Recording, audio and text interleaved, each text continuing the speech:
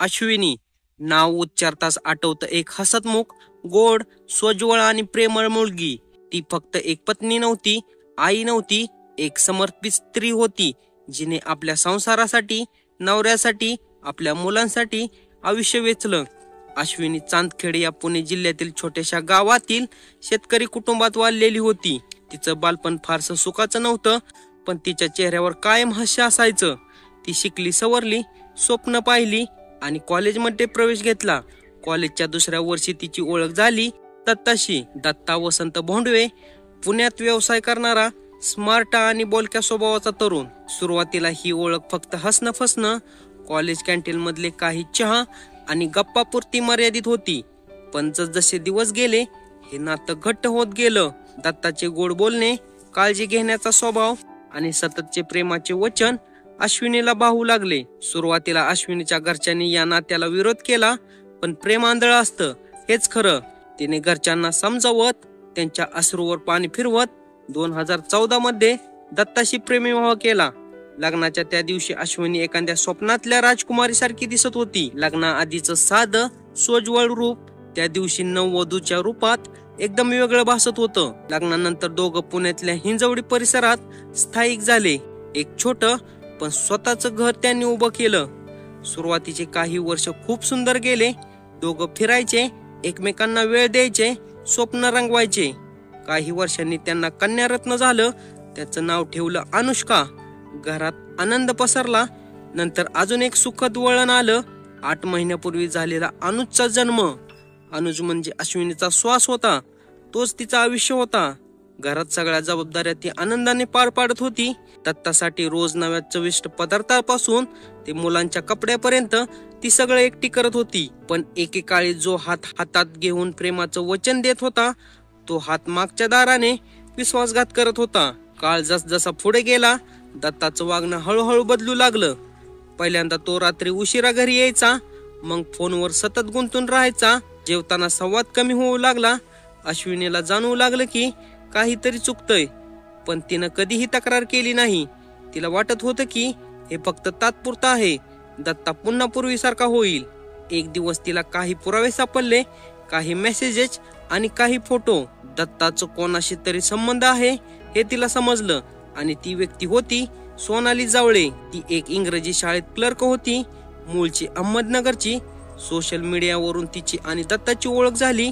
हळूहळू हे नातं फक्त मैत्रीपुरतं राहिलं नाही, तर शारीरिक आणि भावनिक पातळीवर पोचलं. सोनाली बरोबर आयुष्य घालवायची इच्छा दत्ताच्या मनात रुजली, पण त्या स्वप्नामध्ये अडथळा होता, अश्विनी आणि अनुज. त्यामुळे दत्तानं मनात ठरवलं, या दोघांना हटवायचं, कायमचं हटवायचं. दत्तानं एक भीषण कट रचला. त्याने सोनालीलाही सगळं सांगितलं. सोनालीने हे देखील त्याला साथ दिली. दत्ताने 2 गुन्हेगार, प्रशांत भोर आणि पवन जाधव यांना कामावर ठेवले. त्यांना 50,000 रुपये आगाऊ दिले गेले आणि उर्वरित 1.5 लाख रुपये काम झाल्यावर द्यायचे ठरले. वार शनिवार, वेळ होती रात्री 9:30ची. अश्विनी, दत्ता आणि अनुज एका नातलगाच्या घरी जाऊन परतत होते. गाडी चालवत होता तो दत्ताच. कात्रज देहू रोड बायपास वरील एका निर्जन स्थळी गाडी थांबवली. कारण सांगितलं, मळमळतय, थोडं थांबूया. अश्विनी अजून काही समजून घेईपर्यंत दत्ताने बाहेर जाऊन इशारा केला. त्याचे दोघे साथीदार आधीच तिथं पोचले होते. गाडीत अचानक घुसले आणि त्यांनी अश्विनीचा गळा दोरीने आवळला. ती धडपडत होती, मुलाला कवटाळत होती, रडत होती, पण क्रूरतेने तिचा श्वास घेतला गेला.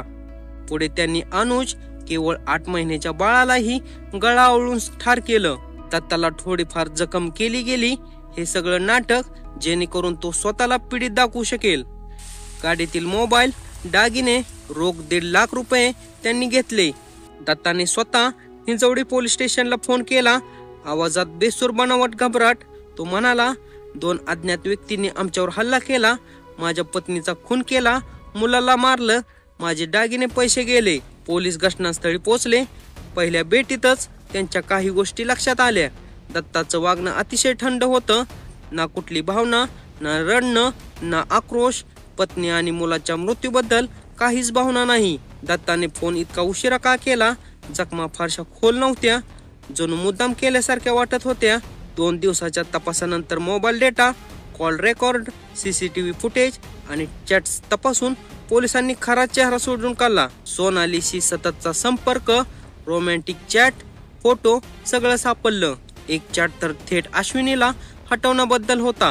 पोलिसांनी चौकशी वाढवली. शेवटी दत्ता पोलिसांसमोर कोसळला आणि म्हणाला, हो मीच खून केला. सोनाली सोबत आयुष्य हवं होतं. अश्विनी आणि अनुज अडथळा होते. दत्ताला अटक झाली. सोनाली जावळे, प्रशांत बोर आणि पवन जाधव यांनाही अटक करण्यात आली. सोनालीने देखील कबूल केलं, हो मी कट रचला, मीच हल्लेखोरांना पैसे दिले होते. या घटनेतून आपण काय शिकतो? प्रेम, विश्वास आणि नात्यांच्या जगात जर स्वार्थ आणि वासनांचा प्रवेश झाला तर माणूस कोणत्या थराला जाऊ शकतो याचं हे उदाहरण आहे. अश्विनी एक समर्पित पत्नी, आई आणि प्रेमळ स्त्री फक्त आपल्या संसारासाठी जगली आणि शेवटी तिला तिच्याच नवऱ्याने निर्दयपणे संपवलं. अनुज एक 8 महिन्याचा निष्पाप जीव, त्याला त्याच्या जन्मदात्याने संपवला. हे प्रकरण एक धडा आहे. आपल्या जवळच्या माणसाच्या वागणुकीत बदल झाला की तो गांभीर्याने घ्या, संवाद ठेवा, संशय आल्यास शांत न राहता योग्य पावले उचला आणि सर्वात महत्त्वाचं, कोणत्याही नात्याचा आंधळभक्त होऊ नका. या घटनेबद्दल आपल्याच काय वाटते कमेंट सेक्शन मध्ये जरूर लिहा. या प्रकारच्या नवनवीन व्हिडिओसाठी आपल्या चॅनलला सबस्क्राईब करा.